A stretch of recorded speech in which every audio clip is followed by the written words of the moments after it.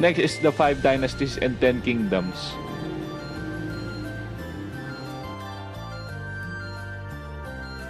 And then the Song dynasty. The Song dynasty ruled ancient China from 960 to 1279. It followed the 5 dynasty and 10 kingdoms period. Ancient China was the most advanced civilization in the world during the rule of Song dynasty. It is famous for its many inventions and advances, but eventually collapsed and was conquered by the Mongol barbarians to the north. The history of the Song dynasty is usually divided up the Northern Song and the Southern Song. So the Northern Song dynasty was founded by a general named Zhao Guangyin. Legend has its troops no longer wanted to serve the current emperor and begged Zhao to wear the yellow robe. After refusing 3 times, eventually he took the robe and became the Emperor Taizhu, establishing the Song dynasty. The Southern Song. When the Jin conquered the Northern Song, the son of the last emperor escaped to the south. He established the Southern Song in the southern China. The Southern Song paid a fee each year to the Jin in order to maintain the peace. After paying the Jin over 100 years, the Southern Song allied with the Mongols to conquer the Jin. This plan backfired, however.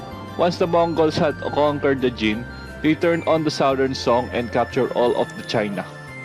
The inventions and technology. The period of rule under the Song dynasty was a time of great advancements in inventions. Some of the most important inventions in the history of ancient China were made during this time, including movable type, gunpowder, and the magnetic compass. It was during the Song dynasty that rice became such an important crop for the Chinese. Drought-resistant and fast-growing rice was introduced to southern China. This new rice allowed farmers to do harvests in a single year, doubling the amount of rice they could grow. Tea became popular during this time as well due to the efforts of tea lover Emperor Huizong. He wrote the famous treatise on tea, which described the tea ceremony in detail.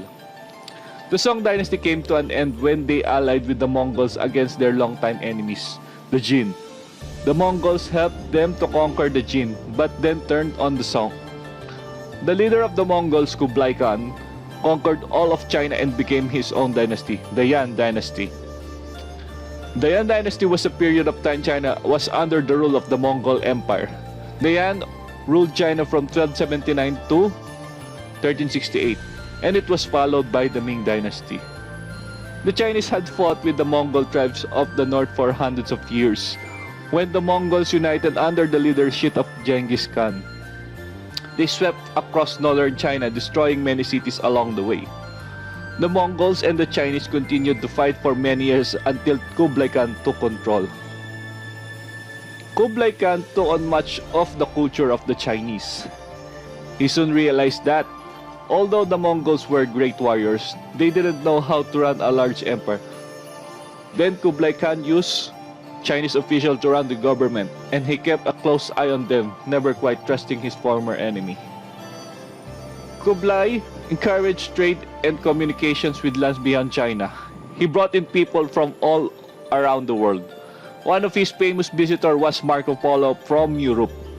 Kublai also permitted freedom of religion, including Confucianism, Islam, and Buddhism. The Yan dynasty was the shortest lived of the major Chinese dynasty. After Kublai Khan's death, the dynasty began to weaken. The heirs of Kublai began to fight over power and the government became corrupt. China's rebel groups began to form a fight against the Mongol rule. In 1368, a Buddhist monk named Zhu Yanjiang led the rebels to throw the Yan. He then established the Ming dynasty. Prior to the Ming dynasty, China had been ruled the Yan dynasty. The Yan dynasty, set up by the Mongols who had conquered China about 100 years earlier.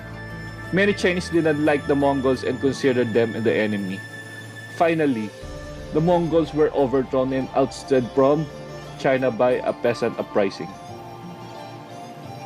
This was an era of large civil engineering projects, including the Great Wall of China.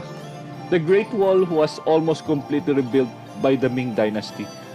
The tall and wide brick walls that are still standing today were built by the Ming, and also the Grand Canal. The Grand Canal was rebuilt during this time. This had a significant impact on trade and helped the economy to flourish. And also the Forbidden City. This city was the Emperor's Palace and was located inside the capital city of Beijing. It has almost 1,000 buildings and covered over 100 acres of land. Art flourished during the Ming Dynasty. This includes literature, painting, music, poetry, and porcelain. Ming vases made of blue and white porcelain were prized at the time throughout the world. They are still considered quite valuable. Next is the Qing Dynasty. The Qing Dynasty was the last dynasty of China. The king ruled China from 1644 to 1912 before being overthrown by the Republic of China. It is sometimes referred to as the Manchu Dynasty. In the early 1600s, the Manchu people of northern China began to unite against the Ming Dynasty. They formed a somewhat military society and mobilized a large army. In 1644, the Manchus crossed the Great Wall and invaded China. They soon took over control of the Chinese capital city, Beijing, and declared the beginning of the new dynasty called the Qing.